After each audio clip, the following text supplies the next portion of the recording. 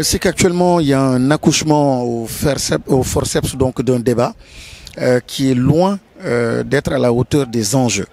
Ma conviction profonde, c'est que notre démocratie n'est pas malade de la pléthore de partis politiques, n'est pas malade de la pléthore de candidats, mais est malade du comportement répréhensible de certains acteurs politiques.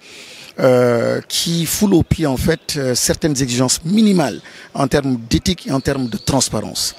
Le peuple a mal ailleurs. Il a mal par le manque de transparence. Il a mal parce que justement la question du financement des partis politiques. On ne sait pas qui finance, on ne sait pas qui est derrière. Et à la longue, on peut prendre le risque même de perdre notre souveraineté économique.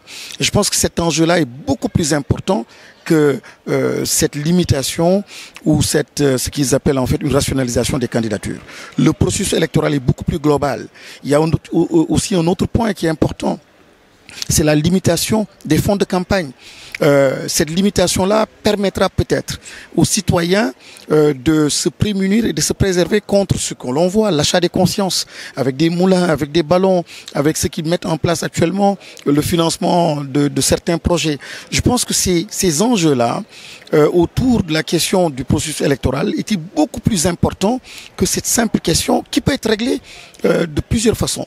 D'abord, on met en avant la question de l'organisation en disant que ça va être difficile, mais je rappelle que l'élection législative passée, le problème c'était pas le jour de l'élection, mais c'était avant les élections ce qui s'était passé, c'est-à-dire la destruction des cartes.